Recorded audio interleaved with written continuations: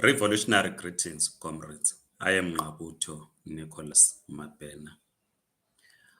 When the African National Congress, the ANC-led government, took a decision to take Israel to the International Court of Justice over the bombing of Gaza Strip, we knew that the West, the friends of Israel, were going to respond in a harsh manner against the African National Congress.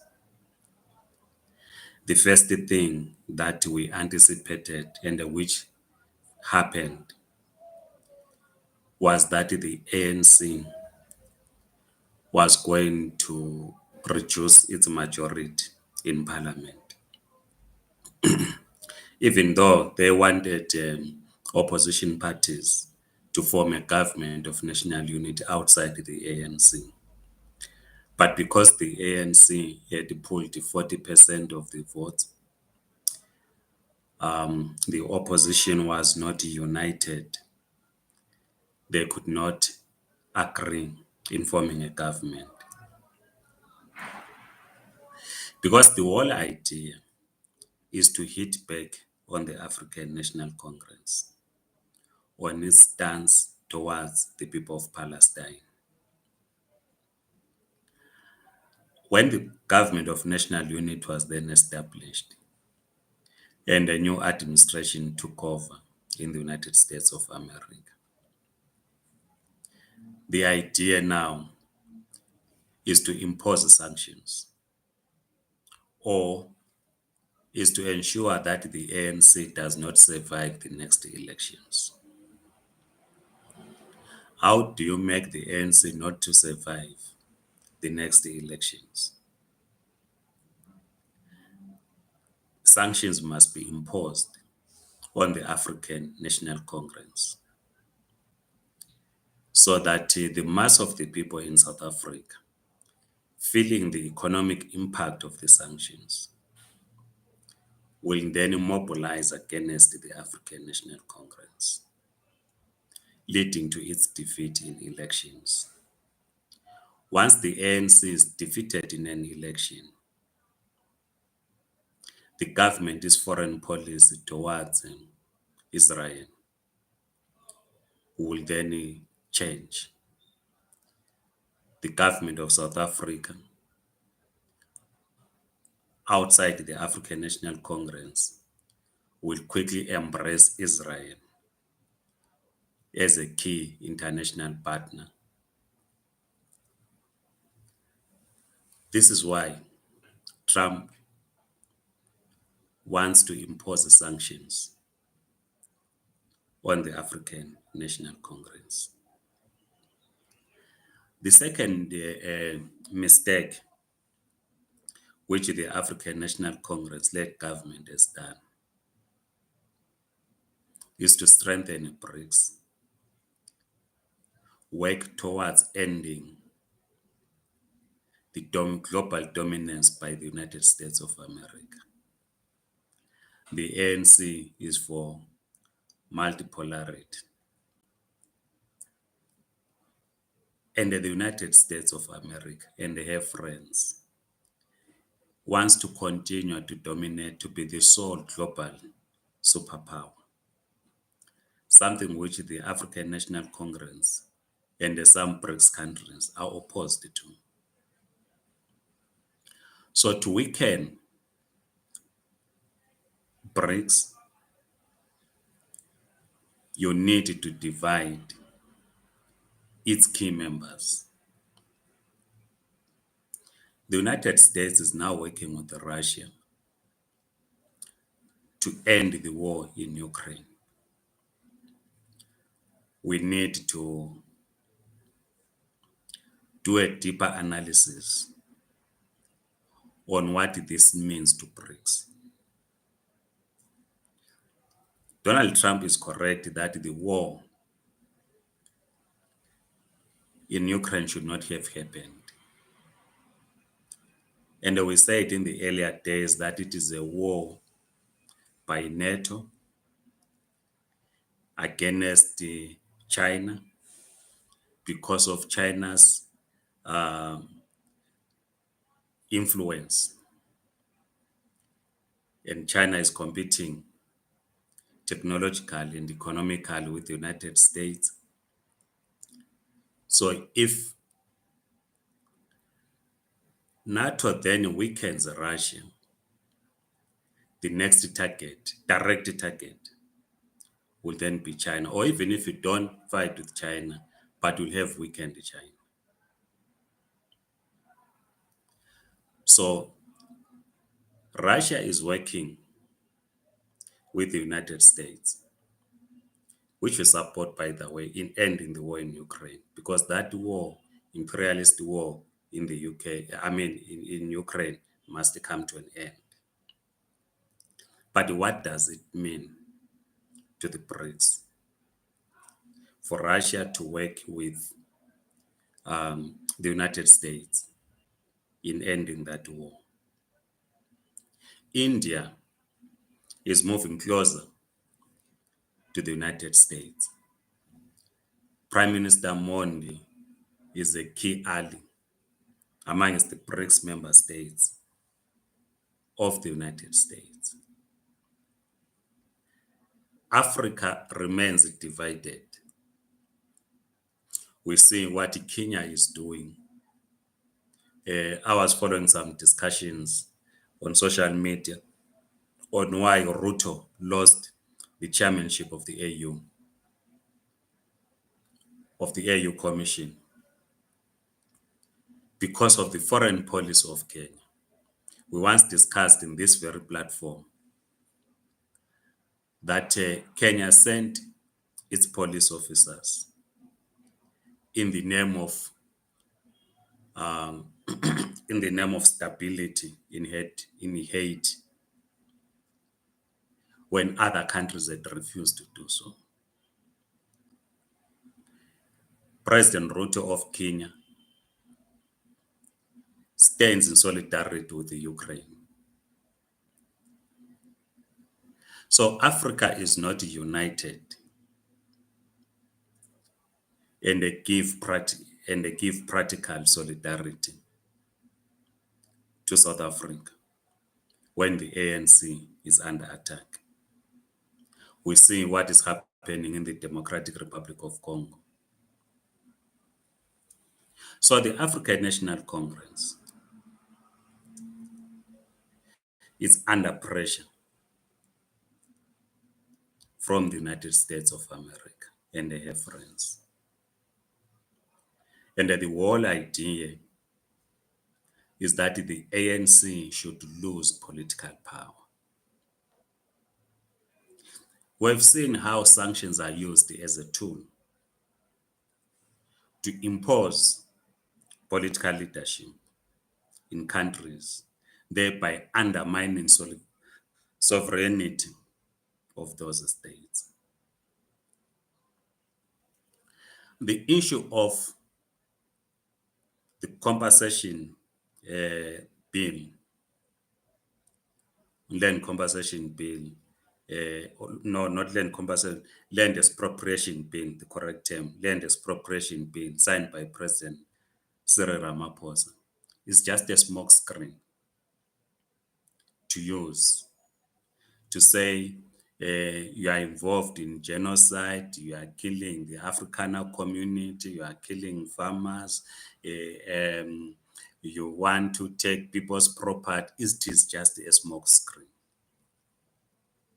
But the key issue is the stance taken by the ANC-led government in taking Israel to the International Court of Justice, and the progressive role that South Africa is playing in BRICS. Liberals in South Africa and across the continent are celebrating, and they want to see South Africa isolated. In fact, they want to see the ANC isolated. Firstly, they want to see the ANC losing in the local government elections in 2026, then ultimately losing political power in the general elections. Of course, the people of South Africa, just like in any other country, have a right to elect a government of their choice. But there is clear interference in the internal affairs of South Africa by foreign powers, because the belief is that if the ANC loses elections, is out of government,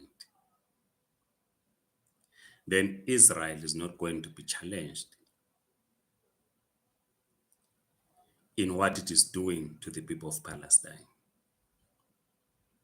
It is our revolutionary duty to be in solidarity with the oppressed peoples of the world. We must be in solidarity with the people of Palestine. We must be in solidarity with the people of Western Sahara. We must be in solidarity with the people of Southern Cameroon and any other peoples of the world that are under oppression. We must be in solidarity with the people of Swaziland who are under a Tikundla system. So we must therefore, if we are engaged in the struggle against imperialism, we cannot stand on one corner with those that are attacking the African National Congress, the global superpower, the United States, condemn the ANC, at the same time claim to be anti-imperialist. It cannot be. It cannot be. Of course, I will not delve into matters of the ANC, SACP, COSATU alliance. But this is the time that the liberation forces, not only in South Africa, but in Africa, must be in solidarity with the African National Congress. I was listening briefly, I'm still listening to the First Deputy Secretary General of the African National Congress, Comrade Nomvula Makonyan, on the interview that she did, where she outlines or she gives details on how the negotiations with the EFF and the MKP were going to establish a government of national unity with everyone. Because ourselves, we argue correctly. We argue correctly from outside because we're not part of the negotiations. So we do not know what was happening internally, and the Comrade Nomvula is beginning to give insights of what was happening inside those negotiations. Because our view is that the ANC should have established a government of national unity with the EFF and the MKP. Because we did not understand why the African National Congress will enter into a government of national unity with the Democratic Alliance, with the Freedom Party Plus. We did not understand. And that is as a result of the election setback that the ANC then found itself looking for partners to form government. And this was imposed on the African National Congress because, as I said earlier on, was that the strategy was to reduce the majority of the ANC in parliament, then have opposition parties forming a government outside the African National Congress, therefore change the foreign policy of South Africa towards Israel-Palestine. The ANC-led government also came under fire on its position on the war in Eastern Europe. So it is critical, therefore,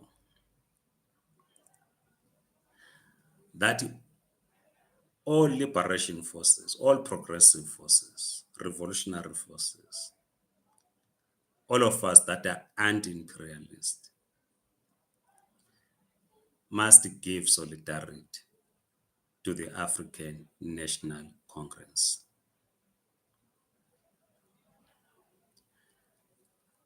Because